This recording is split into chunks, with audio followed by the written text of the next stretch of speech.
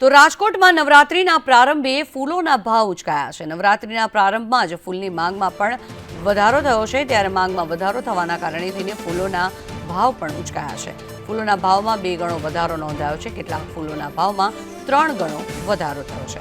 પીળા ફૂલ 120 રૂપિયા કિલો અને સફેદ ફૂલ રૂપિયા 300 કિલો પહોંચ્યા છે। કેસરી ફૂલ 100 રૂપિયા કિલો, પારસ રૂપિયા 1000 કિલોનો ભાવ નજરે પડી રહ્યો છે। ત્યારે ડિવાઇન ગુલાબ રૂપિયા 300 રૂપિયા કિલો, દેશી ગુલાબનો ભાવ 200 રૂપિયાએ પહોંચ્યો છે।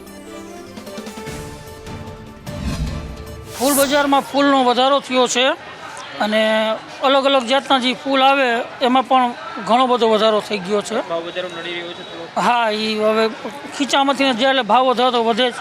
નવરાત્રી ચાલી રહી છે, બધા લોકો મોટા પ્રમાણમાં ખરીદી કરે છે હાર તોરા તેના માટે। હા હા, અહીંયા જો બધે ટ્રાફિક જ છે।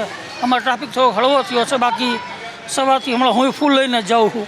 અત્યારે આમ તો રોજ બધા લોકો અત્યારે નવરાત્રિમાં ઘરે ફૂલનો ઉપયોગ કરે છે, પણ આમ તેજીના હિસાબે લોકો ખાસ ફૂલ માર્કેટમાં આવે છે બધા, અને તેજી અત્યારે વધતી જાય છે। અત્યારે 100 રૂપિયા જેવો કિલોનો ભાવ થઈ ગયો છે અહીંયા, અને નાના હાર જે બજાય 30-40ના મળતા એનો ભાવ 70-80 રૂપિયા જેવો થઈ ગયો છે।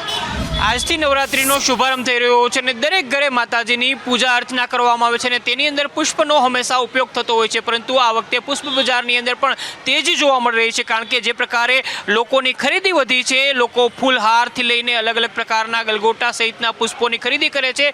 રાજકોટની બજારની અંદર સામાન્ય દિવસો કરતાં પુષ્પ બજારના જે પુષ્પો છે તેની અંદર 30%થી લઈને 100%નો વધારો થયો છે। હાલ ભીડ પણ મોટા પ્રમાણની અંદર પુષ્પ બજારની અંદર જોવા મળી રહી છે, તો અલગ અલગ પ્રકારના જે ફૂલ છે તેની ડિમાન્ડ વધી છે। જો કે દર વર્ષે નવરાત્રિના શુભારંભની સાથે જ જે ફૂલોની આવક થતી હોય છે તેના ભાવમાં વધારો થતો જોવા મળે છે અને તેની અસર ગ્રાહકોના જે બજેટ હોય છે તેના ઉપર પડે છે, પરંતુ લોકોની શ્રદ્ધા હંમેશા જોડાયેલી હોય છે। નવરાત્રિથી લઈને દિવાળી સુધીના તમામ તહેવારની અંદર લોકો મોટા પ્રમાણની અંદર પુષ્પનો ઉપયોગ કરશે, પરંતુ તેજી છે ભાવની અંદર એ પણ અત્યારે અહીંયા જોવા મળી રહી છે। કેમેરામેન માધવ ભટ્ટ સાથે મયુર સોની, સંદેશ ન્યૂઝ, રાજકોટ।